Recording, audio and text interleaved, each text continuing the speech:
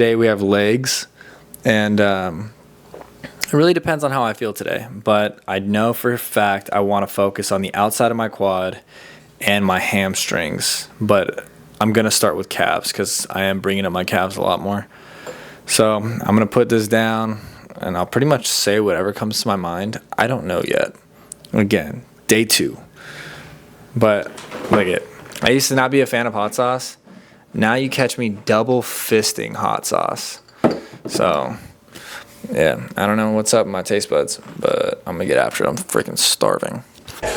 So as of late, I've been doing calves first. I used to never do calves first before, but it's funny. Like, I've had 2 people say it before. I used to think they were crazy, but then 2 more guys told me that they did calves first, and these guys are like some of the biggest guys I know. I'm like, huh, okay, so there might be something to it. So as of late, I've been doing calves first, and man, I've already seen a huge difference in my calves. And it's like, normally I'd hit them at the end just because it's like, accessory work, it's whatever.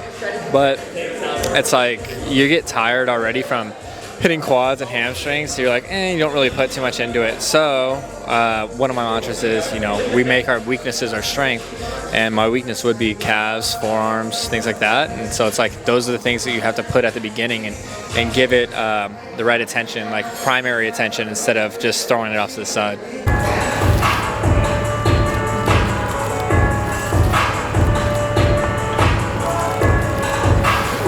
While I'm warming up still, yesterday's bonfire was actually pretty fun.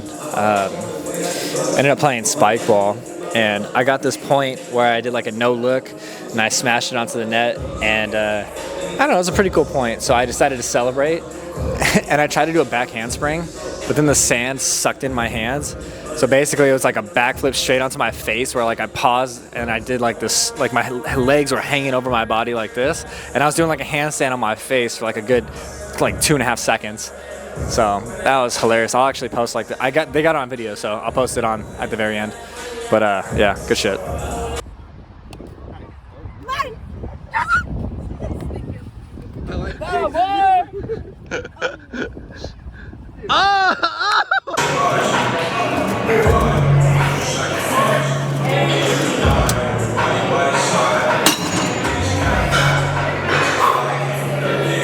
Again, every time we're picking up, we're getting more and more connected. And it's crazy how like you've been moving the weight from point A to B for however long you've been doing it. And it's like your mind and your body can be more and more connected. So imagine like you're lifting and there is no connection. You're just moving the weight from point A to point B. But when you get that connection, that's when you start seeing results. And that's when things start getting freaky. You start getting veins and whatnot.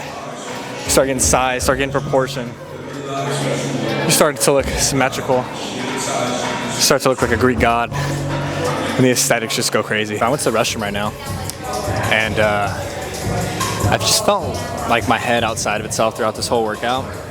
It's like a distraction.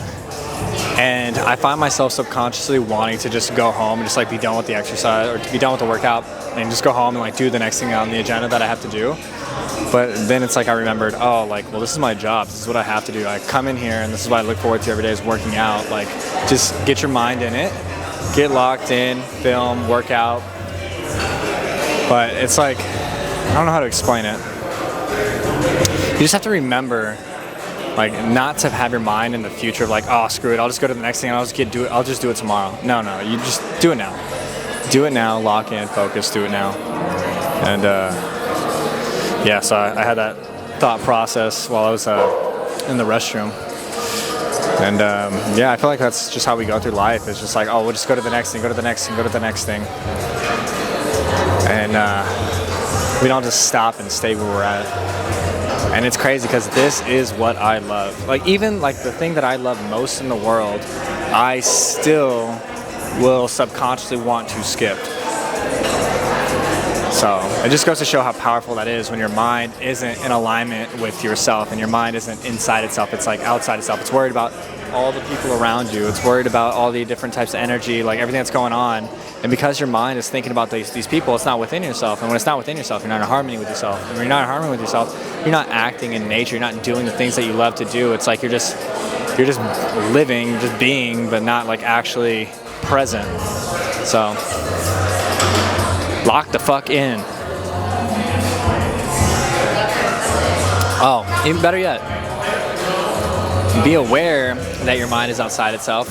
Bring that shit back in within yourself and lock the fuck in and get what you need to get done. Yeah, that's better. Now it's time to get back to work. I feel like you got some of the best legs in the game. Thank you. One, do you agree with that? I agree with that. You agree with that? Okay, I thought so. I agree with All that. right, so then, I know there's no secret, but I do know that your mind has to be in a couple places to like pinpoint and target it. Like, what is your secret to getting your legs looking like that? Honestly, bro, it's a mind-muscle connection, 100%. Like, there's no way around it. You just gotta, if you can focus on it, on whatever muscle it is, legs, whatever, just focus on it and connect your mind to only that, and you're gonna force growth, bro. Like, you just will, I promise. Okay, so my question is next. So it's mind-muscle connection. It's about the feeling of contraction, right? What about range of motion? Like, which one trumps which? Range of motion or the feeling of the contraction? Whew, I think they both tie in together, because if you have a long range of motion, you're obviously getting a longer contraction. So that's the goal, is whichever way you want to look at it, a slower, longer range of motion is going to be a bigger stretch one way or the other. So honestly, focusing on those two for me personally, and I feel like a lot of other people, it's the difference between seeing gains in a year and seeing gains in literally a month. And then last question. So how long have you been training for? I've been training for over 10 years for sure. Okay, and then what was the switching point that got you like this? Because I know it was something mental. Something mental switched. What was it?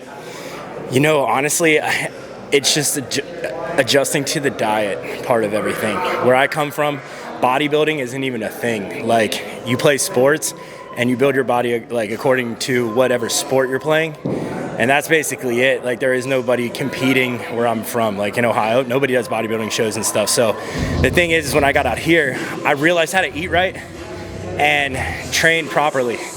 Training for sport is one thing, but like training to build muscle and everything is a little different. So honestly, I think it changed for me when I learned actually how to train and not just how to lift weights. And from there on, I was kind of just like, I really just kind of like dove into experimenting new things, learning from others and everything else, and just kind of making it my own little game. And I took bits and pieces, and I feel like the bits and pieces that I held on to kind of like is a tribute to where I'm at today, 100%. All right, well, you heard it from the man himself. Appreciate you, bro. Appreciate you, dog. Yes, sir. Yes, sir. The man right here. The man right here. I swear, really quick, this is a side note. So I'm walking into the block party Young LA put on. I walk in the front doors, and I shit you not, I got 3 or 4 or 5 homies come running up, and they're just like, yo, bro, we just signed up at Onyx with Brandon. We saw that little chest thing you did. Like, bro, I'm telling you, you guys need somebody, sign up with my man right here. Appreciate you, bro. 100%, bro, 100%. Thank you so much, man.